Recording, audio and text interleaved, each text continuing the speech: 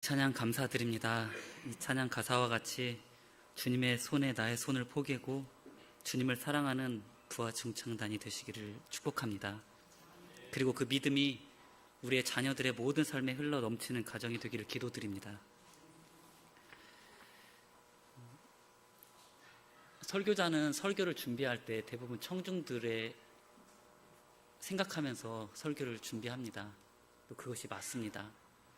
그런데 어떤 설교는 설교자 자신을 생각하면서 하는 설교들이 많습니다. 바로 설교자가 그 설교를 하면서 자기 자신이 변화되기를 갈망하는 그런 설교들이 있다는 거죠. 오늘 말씀도 그와 같습니다. 정죄하지 않으시는 예수님이라는 제목으로 말씀을 전하는데, 정말 전하는 제 자신이 예수님과 같이 다른 사람을 정죄하지 않기를 간절히 바라는 마음이 있습니다. 제 마음 안에서 다른 사람을 향한 정죄가 온전히 끊어지기를 갈망하는 마음이 있습니다. 혹시 저와 같은 동일한 마음을 갖고 계신 분이 이곳에 계신가요? 그렇다고 한다면 오늘 말씀을 통해서 하나님께서 오늘 저의 마음을 만져주실 것입니다. 모든 정죄와 비난과 심판을 우리 마음 가운데서 끊어내시고 새롭게 하시는 성령의 은혜를 우리가 만날 수 있게 될 것입니다. 성경에는 죽을 수밖에 없는 그런 상황에서 극적으로 구원받은 사람이 존재합니다. 두 사람을 꼽으라고 한다면 첫 번째는 십자가의 강도입니다. 그리고 두 번째는 오늘 우리가 읽었던 본문의 주인공인 가늠한 여자입니다. 이 두 사람의 공통점은 형벌을 받고 죽음 당하기에 합당한 그런 사람이라는 것입니다. 십자가의 강도는 십자가에서 달려 죽을 정도로 모든 사람들에게 십자가에 달려 죽어도 좋다라고 하는 그런 인정을 받은 그런 사람입니다.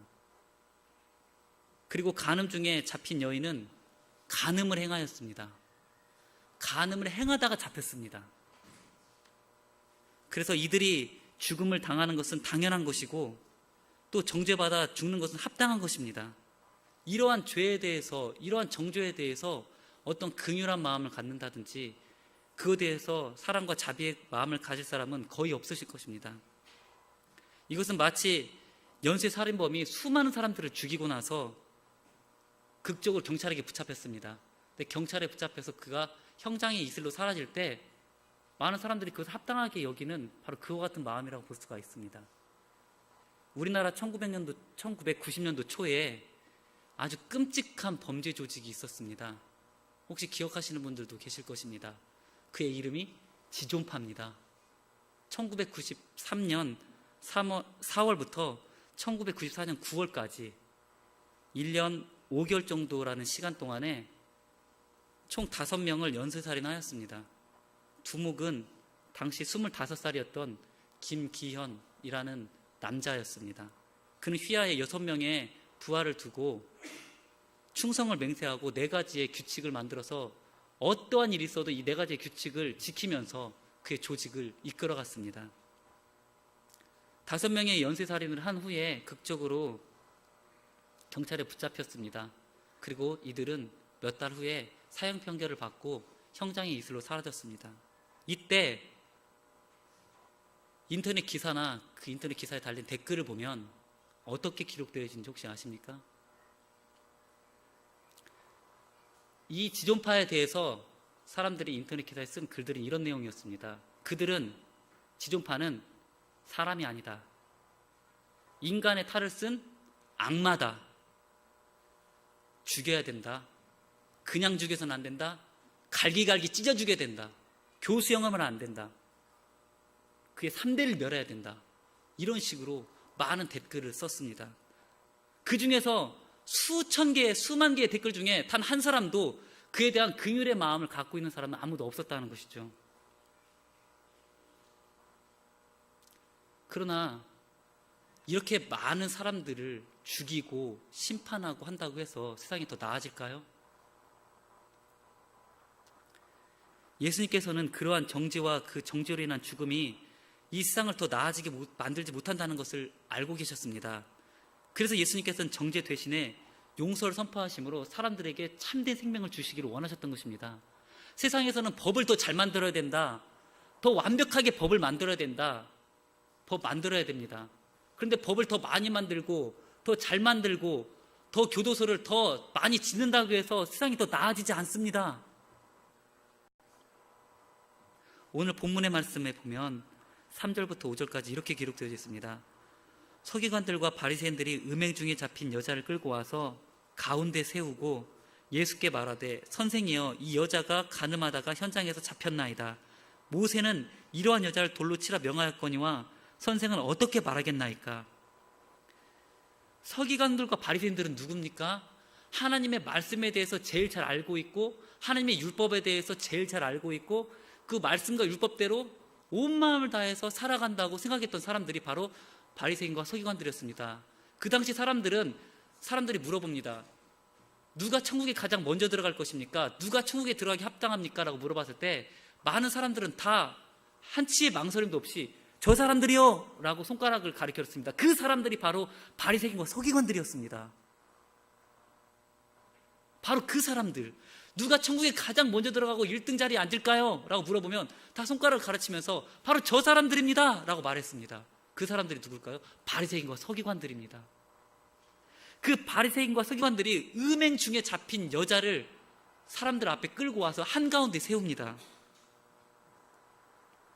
그리고 이렇게 묻습니다. 예수님, 이 여자가 간음 중에 현장에서 잡혔습니다.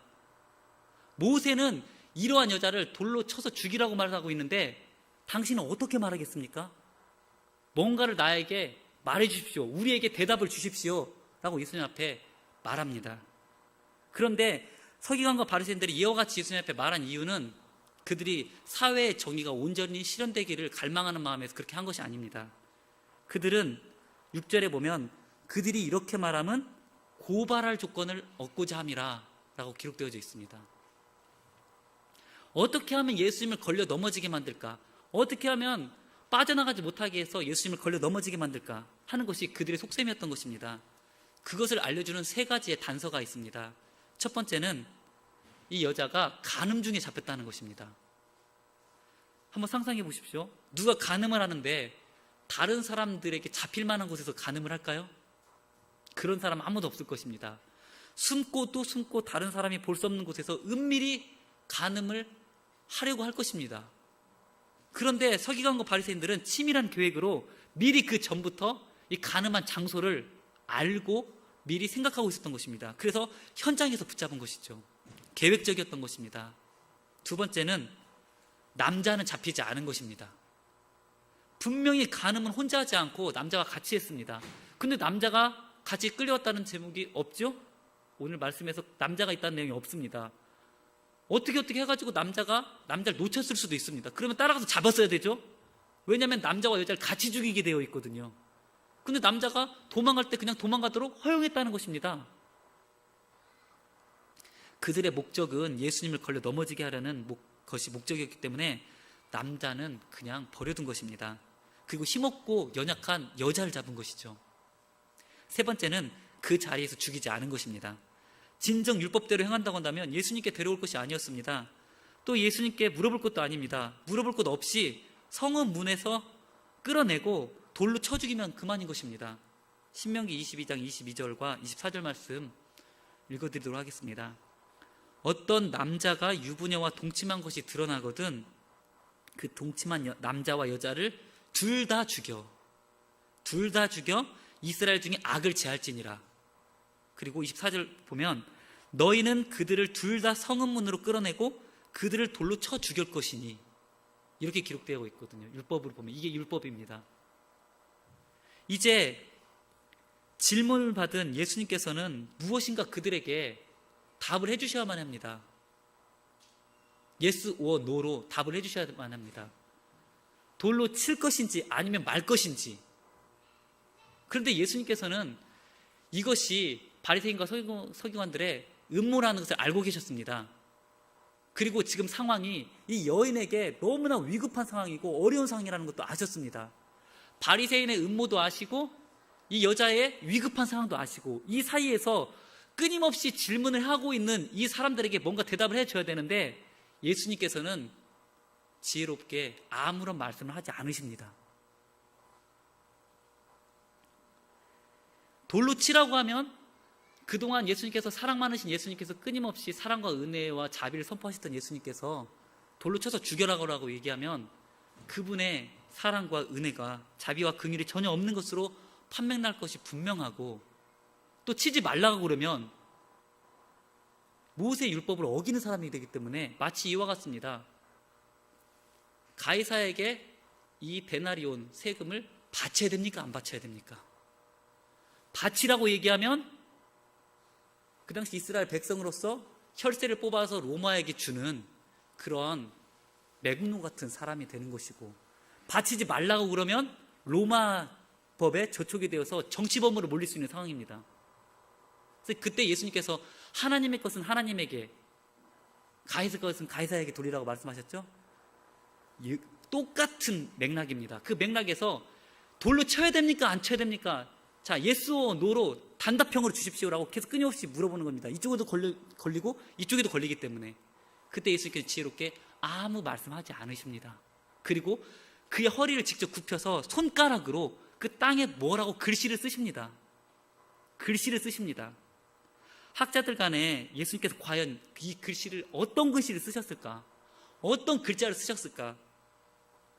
굉장히 궁금해하면서 많은 추론들을 내놓았습니다. 그런데 많은 추론들 전부 다 설득력이 없습니다. 왜냐하면 성경에서는 그 글에 대해서 침묵하고 있기 때문이죠. 어떠한 단서도 주고 있지 않습니다. 그러나 우리가 알 수 있는 한 가지는 예수님께서 이렇게 글 쓰지는 않으셨을 것입니다. 그분의 성품에 비추어 봤을 때 지금 당장 이 여인을 죽여라, 이 여인을 심판해라, 이 여인을 정죄해라, 이 세상 가운데서 이 여인과 같은 여자는 죽어야 된다라고 쓰지는 않을 것이 분명합니다. 그분의 성품으로 봤을 때 이건 확실합니다. 그렇게 쓰시지는 않으셨을 것입니다. 그러면 뭐라고 썼을까요? 아무도 모릅니다. 예수님께서는 어떤 대답을 주시기 전에 아무 대답도 주지 않으시고 바닥에 글자를 쓰셨다는 것입니다. 그런데 글자를 쓰시고 나자 그 글자를 본 모든 사람들이 더 거세게 따지기 시작한 겁니다. 더 거세게 단답형을 요구하는 것입니다. 그래서 어쩌라는 얘기입니까? 치라는 얘기입니까? 말라는 얘기입니까? 어쩌라는 얘기입니까? 끊임없이 계속적으로 쉬지 않고 물어봤습니다. 드디어 예수님께서 그렇게 말씀하시자 드디어 한 말씀 하십니다. 그 말씀이 7절 말씀입니다. 이 말씀은 중요하기 때문에 저와 여러분들이 함께 또 가도록 하겠습니다. 같이 읽겠습니다. 그들이 묻기를 맞이 아니하는지라 이에 일어나 이르시되 너희 중에 죄 없는 자가 먼저 돌로 치라 하시고, 너희 중에 죄 없는 자가 먼저 돌로 치라 라고 말씀하셨을 때, 여기 너희 중에라고 얘기했을 때 우리가 한 가지 꼭 짚고 넘어가야 될 것이 있습니다. 여기 너희라는 것은 바리새인과 서기관만을 말하는 것이 아닙니다. 여기 너희라는 것은 바리새인과 서기관을 포함해서 그 자리에 함께 있었던 모든 사람들을 다 합쳐서 얘기하는 건데, 그런데 참으로 중요한 것은 그 자리에 함께 있었던 사람들이 과연 누구냐는 것입니다. 바리새인과 서기관들 빼고. 자, 우리 2절 말씀을 읽겠습니다. 2절 말씀. 아침에 다시 성전으로 들어오시니 백성이 다 나오는지라 앉으사 그들을 가르치시더니. 자, 여기에서 지금 바리새인과 서기관들 빼고 남아있는 사람들, 너희가 속하는 사람들이 누굴까요? 하나님의 말씀, 예수님의 입에서 나오는 말씀을 듣기 위해서 성전으로 나온 사람들입니다. 여러분, 지금 말한 게 굉장히 중요합니다. 다른 사람이 아니에요. 세리나 창녀나 이런 사람들이 아니라 하나님의 말씀을 듣기 위해서 아침부터 나온 바로 그런 사람들입니다. 그런 사람들 중에서 예수님께서는 바리새인과 서기관들을 포함해서 너희 중에 죄 없는 자가 돌로 치라라고 말씀하셨습니다. 그 무슨 말일까요? 이 사람들이 다 바리새인과 서기관을 따라서 돌을 쥐고 있었다는 것을 보여주는 것입니다. 누가요? 하나님의 말씀을 들으려고 나온 사람들이요. 누가요? 교회에 예배드리러 나온 사람들이요. 밖에 있는 사람들이 아니라. 누가요? 하나님의 말씀을 읽는 사람들이요. 누가요? 누가 돌을 들고 있었다는 것입니까? 밖에 예수님 안 믿는 사람들이 돌 들고 있는 게 아닙니다.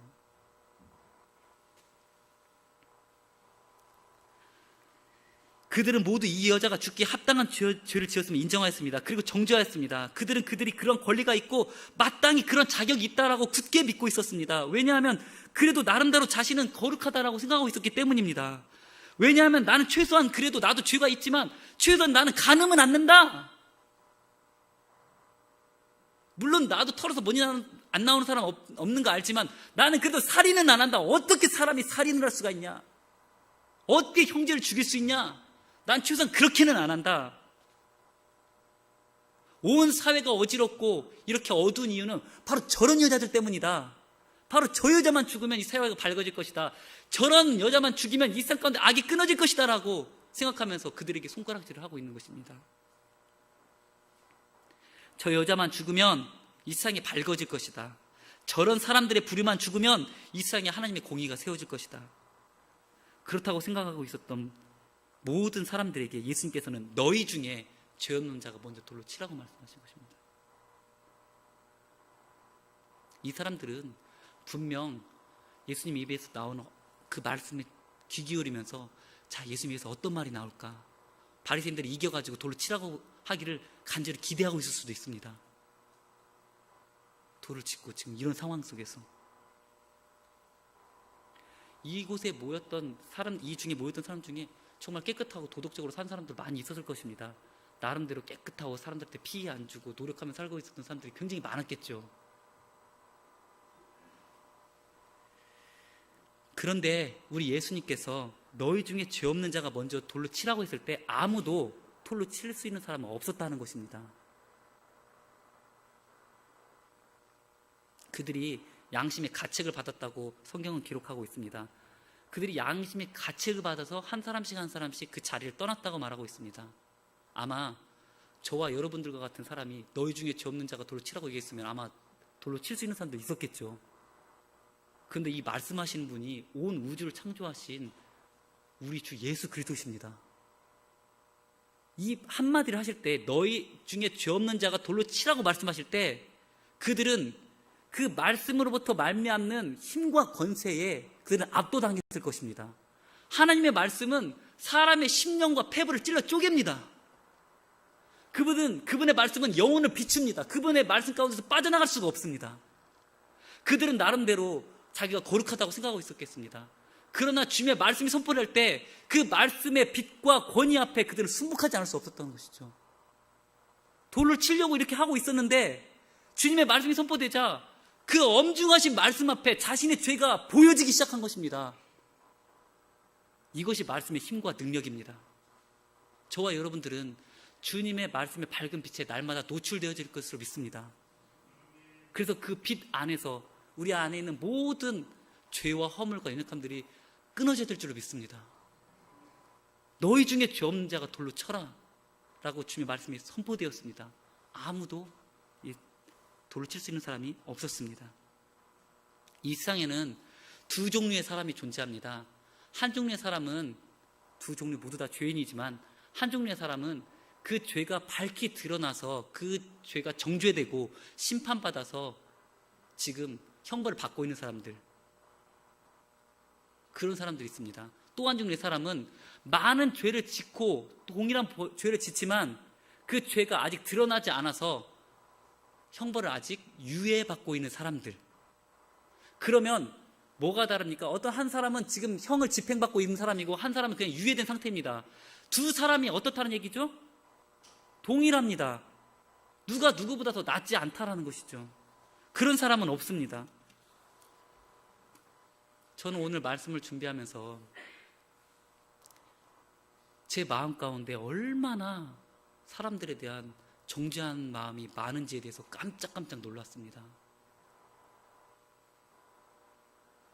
그리고 정말 이런 마음으로 영혼을 대하다가는 많은 사람들을 죽일 수밖에 없겠구나 라는 위기를 진심으로 느꼈습니다.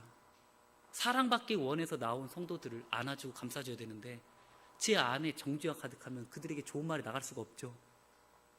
정말 위기를 느꼈습니다. 저는 그래서 주님 간절한 심령으로 제 안에 정죄의 마음이 있다면 지금 주님의 빛으로 저를 비춰주시길 간절히 간구합니다. 제 안에 정죄의 마음이 떠나가기 전에는 저는 정말 어떠한 주님의 일도 사실은 합당하게 한다고 볼 수 없습니다 라는 마음을 가지고 절박한 심령으로 필사적인 마음으로 간절히 기도하고 있습니다. 우리의 마음이 얼마나 다른 사람의 연약함과 죄에 대해서 정죄하는 마음이 가득한지를 아는 것은 정말 하나님의 빛빛 주심과 그분의 은혜입니다. 본인은 자기 안에 그러한 정죄하는 마음이 그렇게 많음에도 불구하고 그분 자신이 그러한 정죄하는 마음이 많다는 것을 본인 자신이 모르고 있습니다. 그것으로 인해서 얼마나 많은 사람들이 그것으로 인해서 죽어가고 있는지 모르고 있습니다. 우리 가정이 얼마나 그 정죄로 인해서 깨져가고 있는지 모르고 있습니다. 당사자만 모르고 있습니다. 주위 사람들은 다 합니다. 당사자만 모르고 주위 사람들은 다 합니다. 가정은 깨어나갔고 부자지간의 관계는 계속적으로 깨어지고 있습니다. 끊임없는 정죄와 그 정죄의 소용돌이가 가정을 휩쓸고 있습니다. 이 사회를 휩쓸고 있습니다. 인터넷 기사에 달린 댓글들을 보면 정말 우리나라엔 정의로운 사람들이 너무너무 많습니다. 정의의 사도들이 너무너무 많습니다. 정의의 사도들이 넘쳐납니다. 정말 그들이 쓴 댓글과 같이 하면 우리나라 인구는 며칠 사이에 절반으로 줄어들 것입니다. 가늠한 사람들을 죽여라, 폭행한 사람을 죽여라. 며칠 사이에 절반의 인구가 될 것입니다. 가늠한 사람이 우리나라에 몇 명일까요? 여러분 상상할 수 없습니다. 상상 초월입니다.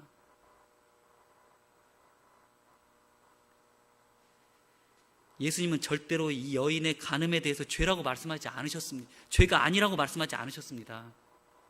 이 여자가 범한 죄는 확실히 죽을 죄가 맞습니다. 이 여자는 죽어도 마땅합니다. 그래서 지금 예수님 앞에 서 있는 이 여인의 표정은 자신이 죽을 수밖에 없는 사람이라는 걸 알고 지금 돌을 맞기 일보 직전인 그 상황 속에서 벌벌벌 떨면서 고개를 떨구고 있습니다. 두려움과 떨림과 초조함으로 고개를 숙이고 언제 돌이 날아올까 지금 노심초사하면서 돌이 날아오는 것을 자기가 지금 생각하면서 초조하고 있는 상황입니다. 사랑하는 왕독교회 성도 여러분, 하나님은 우리 누구에게도 심판과 정죄할 수 있는 특권을 주시지 않으셨습니다. 우리 모두를 포함해서 누구에게도 정죄하거나 심판할 수 있는 권세와 특권을 준 사람이 아무도 없습니다. 심판과 정죄는 하나님께 속해 있습니다. 하나님께 속해 있습니다. 그분의 때와 그분의 방법으로 그분이 심판하십니다. 우리가 정죄하지 않아도 죄 범한 사람들은 정죄받고 심판받게 되어 있습니다. 우리가 정죄할 필요 없습니다. 그냥 내버려둬도 알아서 멸망합니다. 주님께서 심판하십니다. 알아서 심판하십니다. 우리가 굳이 그 심판의 대열에 동참할 필요는 전혀 없습니다. 예수님을 깊이 만난 사람들의 특징은 자신이 얼마나 큰 죄인이라는 것을 아는 것입니다. 자신이 그러한 죄인이라는 것을 아는 사람은 다른 사람을 정죄할 수 없고 정죄하지 않습니다. 십자가의 강도가 십자가에 달렸을 때 많은 사람들이 야유하며 손가락질하며 저 죽어도 싸다 손가락질 계속했습니다. 그 십자가의 강도가 그곳에서 십자가에서 죽어갈 때 그를 긍휼히 여기고 그를 정죄하지 않는 사람들은 거의 없었습니다. 예수님을 깊이 만난 사람은 정죄하는 사람이 아니라 그 죄로 인해서 마음 아파하는 사람입니다.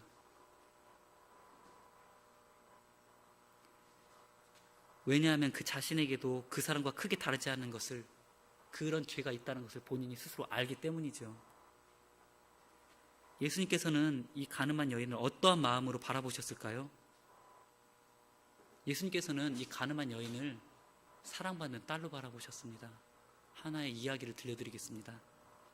아버지와 함께 살고 있는 딸이 있었습니다. 아버지하고 딸이 삽니다.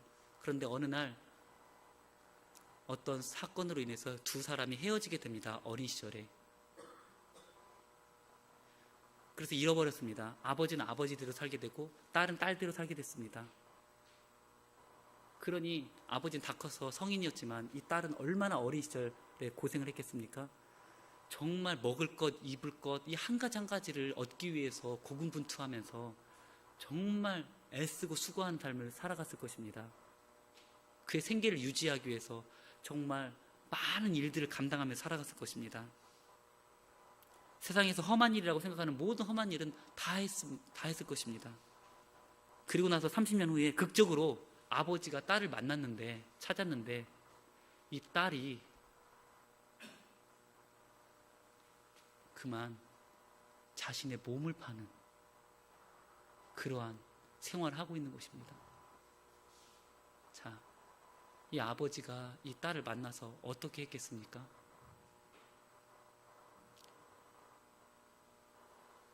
돌을 던졌을까요? 이 쳐주기를 하면서 돌을 던졌을까요, 과연? 딸입니다, 딸. 딸을 30년 만에 만났습니다. 얼마나 마음 아파했을까요? 얼마나 아버지의 마음이 찢어졌을까요? 그 30년 동안 살면서 이 아이가 얼마나 마음이 아팠을까? 그걸 생각하면서 지금 이 죄악 구덩이에 빠져있는 이 자신의 딸을 구원하기 위해서 어떤 값을 치르고서라도 그 딸을 구원하고 싶은 갈망함으로, 그 죄를 아파하면서 그 죄의 대가를 자기가 친히 지고 싶은 그 마음으로 이 딸에게 다가가지 않았겠습니까? 과연 돌을 던졌겠을까요? 저는 딸이 둘이 있습니다. 이 장면을 생각하면 상상할 수도 없는 일이죠. 지금 예수님 앞에 서 있는 그 여인이 제 딸이라고 한번 생각해 보십시오. 제가 어떻게 하겠습니까? 그는 옷이 벗겨진 상태로 사람들 앞에 끌려나와서 질질 끌려나와서 머리채를 잡고 끌려나와서 지금 벌벌 떨고 있는 상황 가운데 있습니다. 근데 그 딸이 바로 내 딸입니다.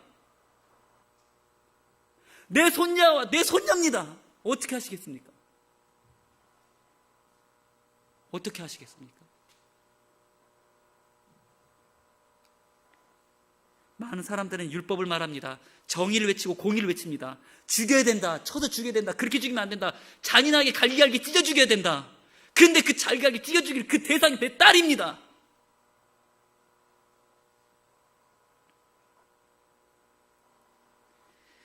사람들은 정의를 외치고 공의를 외칩니다. 그 정의와 공의와 율법이 자기 자신에게 다가오면 그 정의와 공의와 율법이 자신에게는 긍휼로 바뀌기를 원합니다. 은혜로 바뀌기를 원합니다. 자신에게만은, 자신의 딸에게만은 은혜로 바뀌기를 원합니다. 긍휼로 바뀌기를 원합니다. 그런데 다른 사람에게 대해서는 그것이 그대로 시행되기를 갈망합니다. 열렬히 갈망합니다. 그렇게기를 갈망합니다. 그렇게 되지 않았을 때는 견딜 수 없는 분노와 안에서 터져나오는 사회의 법에 대한 그것이 이루어지기를 갈망하는 열망이 그들 가운데 가득합니다. 예수님의 말씀을 들은 사람들은 어른으로부터 젊은이까지 하나씩 그 자리를 떠났습니다. 그리고 예수님께서 여자 외에 아무도 없는 것을 보시고 말씀하셨습니다. 10절 11절 같이 읽겠습니다. 여자여, 너를 고발하던 그들이 어디 있느냐? 너를 정죄한 자가 없느냐? 대답하되 주여 없나이다. 예수께서 이르시되 나도 너를 정죄하지 아니하노니 다시는 죄를 범하지 말라 하시니라. 이 여자는 죽을 수밖에 없는 상황에서 오직 기적 외에는 살아날 수 없는 그런 상황 가운데서 정말 기적적으로 다시 한 번의 삶을 얻게 됩니다. 자, 이 여자가 뒤에는 어떻게 살았는지 나오지 않지만 어떻게 살았을까요? 과연 또 가서 마음대로 죄짓고 아 그래 용서받았다 구사일생 했구나 하면서 마음대로 살았을까요? 그러지 않았을 것입니다. 예수님의 용서로 두 번째 삶을 살 수 있었던 기회를 얻은 이 여인은 정말 예수님만을 위해서 살아갔을 것입니다. 우리도 마찬가지입니다. 오늘 우리는 본문의 말씀을 들으면서 우리가 어디에 있는지 생각해 봐야 됩니다. 세 부류의 자리가 있습니다. 첫 번째 자리, 바리새인과 서기관을 포함하여 이 여인에게 돌을 던지려고 했던 수많은 백성들의 자리입니다.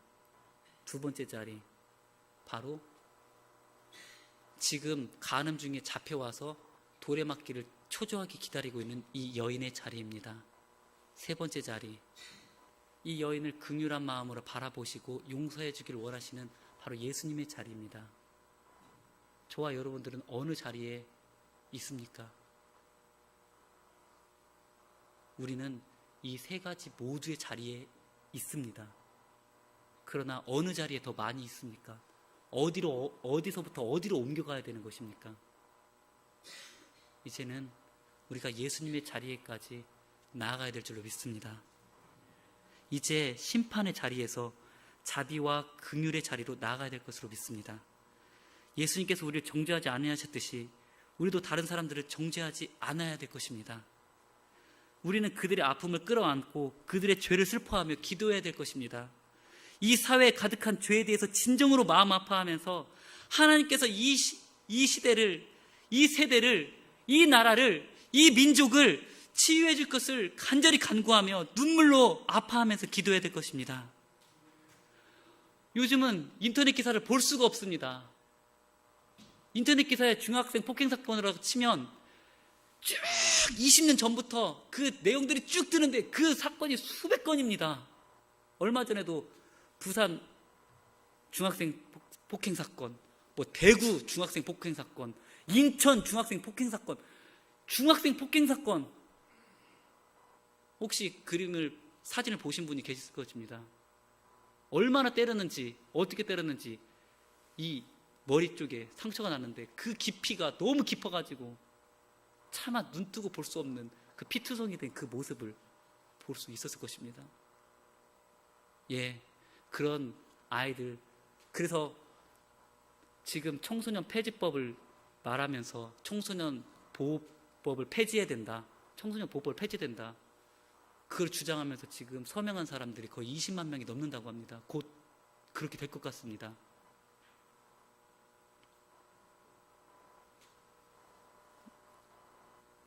그렇게 법도 제정될 것입니다. 더 법은 강화될 것입니다.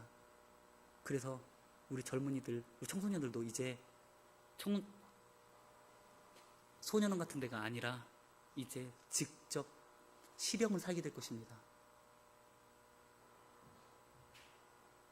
그래서 더 많은 우리 청소년들이 더 많이 감옥에 가게 될 것입니다.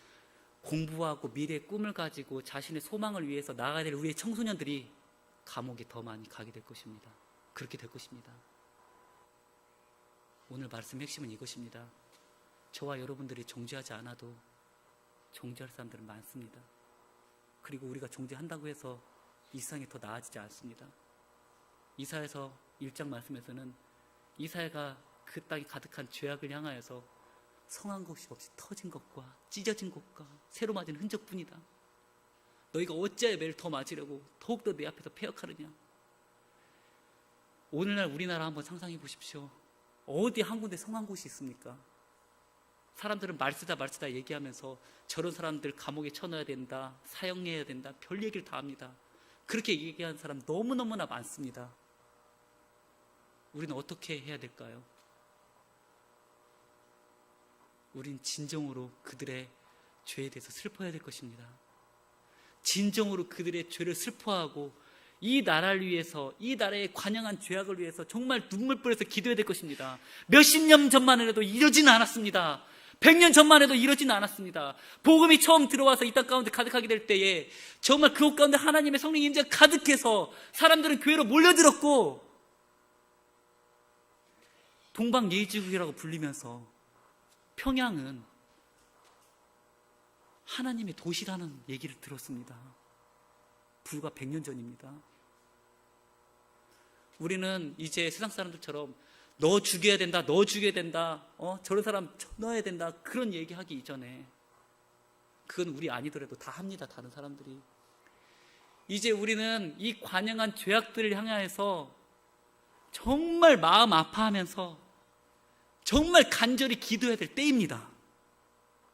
지금 정말 이 나라 이민족의 관영한 죄악들 주께 다시 한번 씻어달라고 간절히 기도해야 될 때입니다. 우리의 자녀들의 세대가 다시 한번 일어날 수 있게 해달라고, 이 죄악 가운데서 물들지 않는 세대가 되게 해달라고 다시 한번 기도하면서 일어나야 될 때입니다. 우리는 그렇게 해야 됩니다.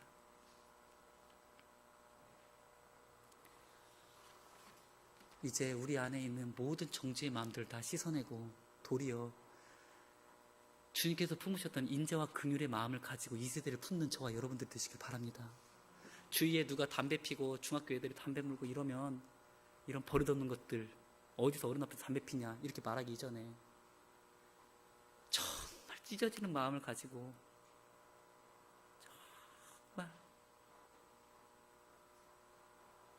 정말 찢어지는 마음을 가지고 그 영혼을 위해서 기도해야 될 것입니다. 기도가 먼저입니다. 정죄가 먼저가 아닙니다. 기도드리겠습니다. 사랑이 많으신 하나님 아버지, 오늘도 우리에게 귀한 말씀을 주셔서 감사드립니다. 우리 마음 가운데 있는 모든 정죄하는 마음과 심판과 주님, 이러한 모든 마음들 다 씻어주시기를 간절히 간구합니다. 이 세대 가운데 정말 정죄하는 사람이 없어서 이 세상이 그런 것이 아닙니다. 주님, 우리 가운데 정죄하는 마음 다 끊어주시고 우리의 삶의 모든 삶의 영역들 가운데 주님의 은혜와 자비를 흘려내보내는 긍휼의 통로가 되게 하여 주옵소서. 우리 사랑하는 왕독의 성도님들의 모든 삶의 영역들 가운데 주님의 자비와 긍휼이 흘러나갈 수 있도록 날마다 우리와 함께하여 주시옵소서. 감사드리며 예수님의 이름으로 기도드립니다. 아멘.